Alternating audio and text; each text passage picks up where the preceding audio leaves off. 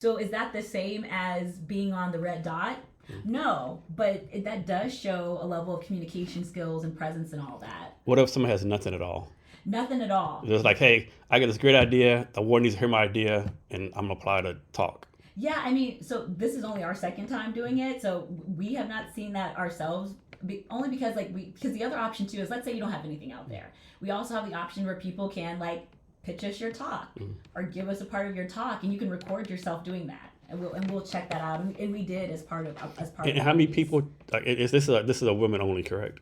This one is primarily women focused. However, I will say this: we were a bit surprised with this hero's journey theme. How there was definitely a lane for what I would call like allyship or uh, gender nonconformity, even that could have been a part of this. And I was so surprised that like the lack of applicants that we got around those topics. Yeah, I think a lot of time you put like whatever. Only a lot of people like, even though I would presume I could apply, but I think a lot of people like just assume they can't. So, but how many people speak each year? Like, what's the number of people actually talking?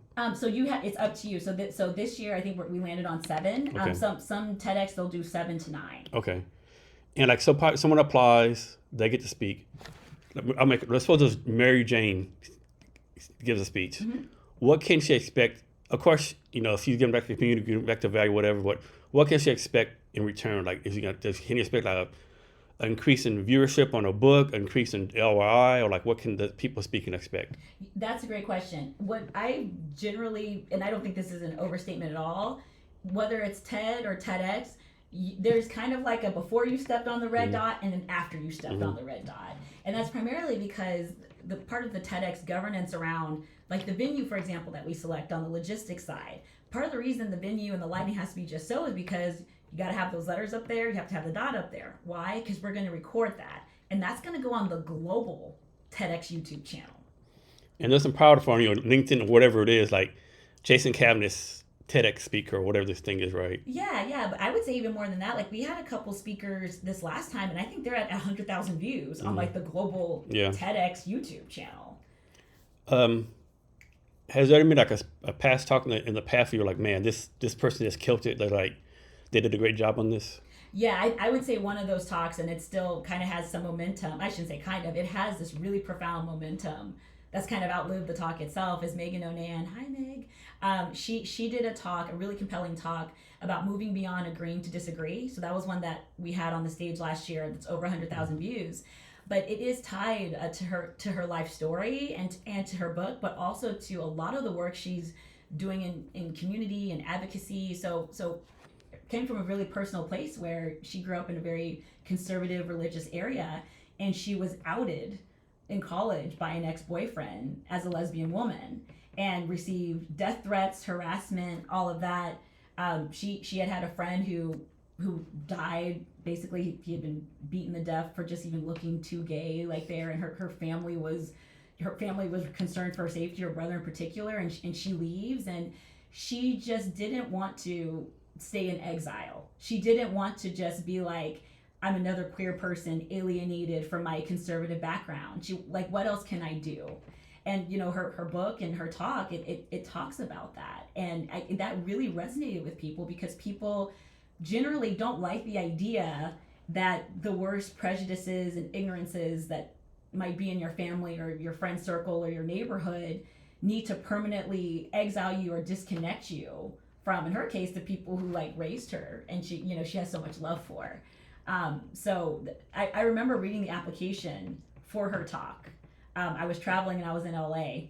I was at like a cafe wanting to make sure I hit the deadline because we tried to stay tight on the deadlines to let people know and turn in my rubric scores.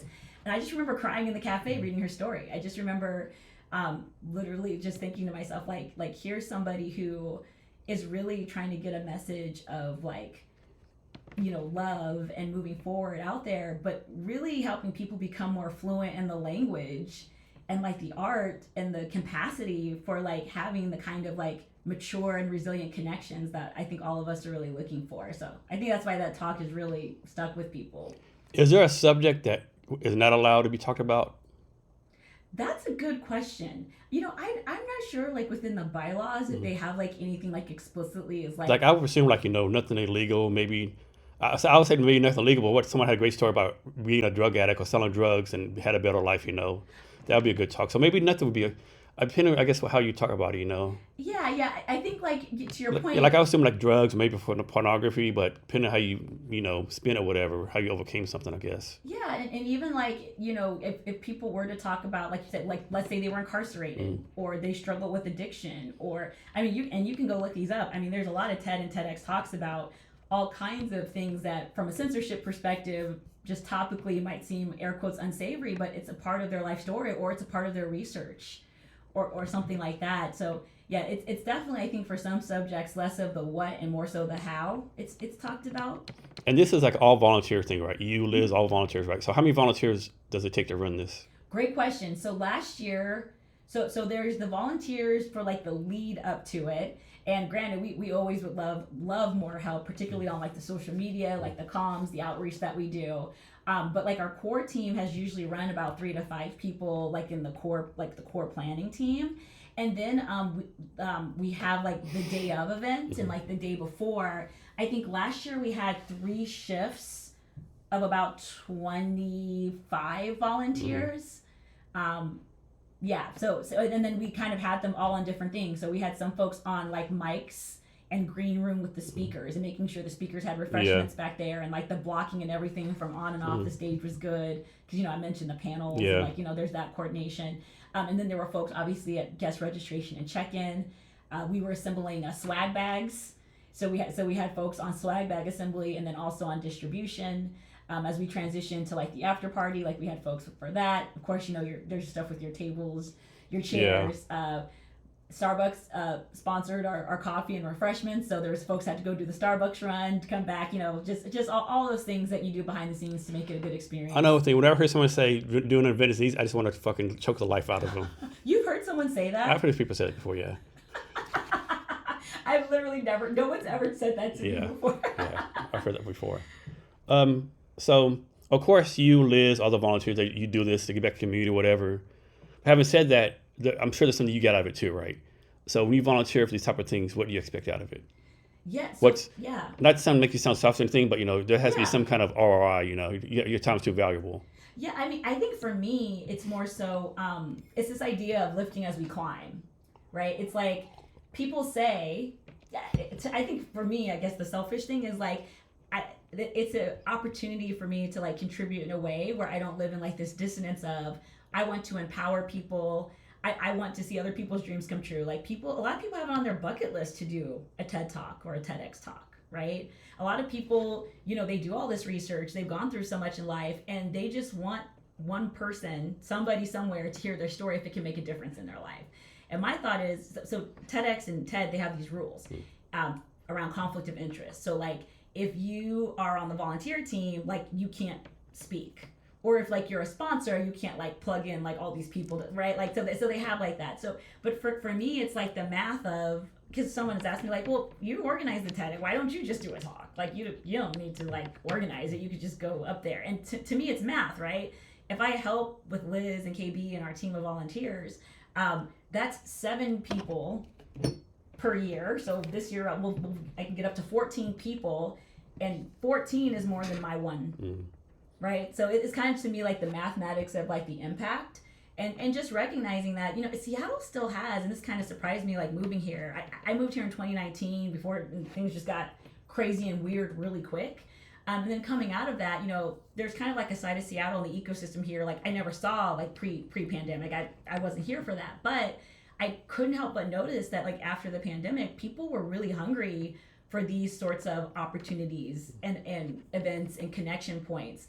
And so I just really wanted to be a part of, people complain about the Seattle freeze. They complain that it's all tech stuff, right? People can't just like hang out like this TEDx Belltown women thing. Like the women are like, I want to hang out with other women outside of my women's resource group at Microsoft. And I was in the women's resource groups at Microsoft. I worked there. But I totally get it, right? And when you do that, you're like, and when I do that, I want to go hang out with a women's group that's not the women's group with Microsoft and Amazon and et cetera women. Like I wanted like just hang out with people, with just other women in general. And so my thought was, if there's a way I can help with that and not just kind of hear that complaint all the time and not be able to point people to something, I really wanted to do my part. I don't know if this has ever happened. I'm sure this has never happened, but I can imagine like someone giving a talk on TEDx, whatever it is, and pull out a drink. Man, this coconut water serves refreshing, and drink it, and then start talking again, right? Yeah, well, that's the thing. The way that the stage and all that's set up, it is kind of product placement proof. I mean, like if you've had it in his pocket or something, or kind of hit it. I haven't seen that. I mean, that'd be genius, though, right? I mean, I wonder if they'd have to edit it. It's a good question. I'm not sure if they'd have to edit that out or what. Because it's not live, I don't think, is it? No. Okay. I mean, so some folks, Okay. It's a great question. So some folks, and we do have that option of, well, you know how streaming is. You know the complexity of streaming. I mean, even Netflix runs into trouble with streaming. Yeah. But you do have the option to live stream these things. But on the recorded side, like that would be like kind of a weird edit splice moment. I mean, that'd be one of like Dr. Pepper. So, hey, Jason, you know this TEDx talk, right? I see you on social media drinking Dr. Pepper all the time. Just have a Dr. Pepper in your pocket, just pull it out and put it down, right? We'll give you like a whatever amount of money, right?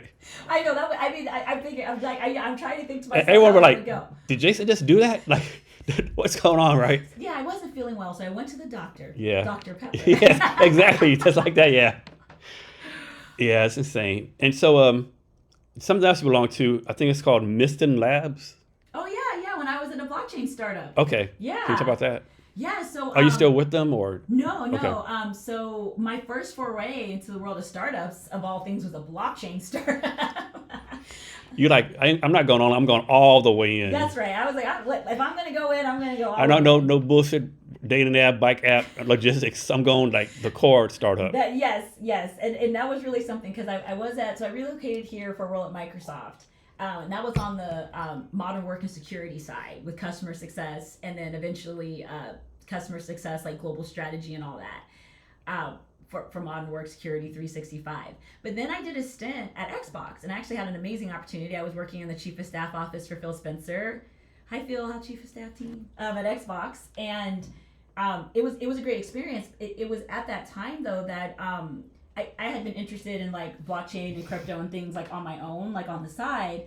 And one of my friends, and those little alpha groups and everything, they were like, I think Miston Labs might be one to watch. And for those who don't know, maybe you're not familiar. You remember when Mark Zuckerberg wanted to have his own cryptocurrency, right? Libra? Yeah. Diem? Yeah. And it was supposed to be tied to the metaverse. Yep. And then he pivoted with Meta and was like, we're going to do metaverse without the token, right? So there were two startups that came out of that. One was Miston Labs, and their token's called SWE, and the other one is called Atos.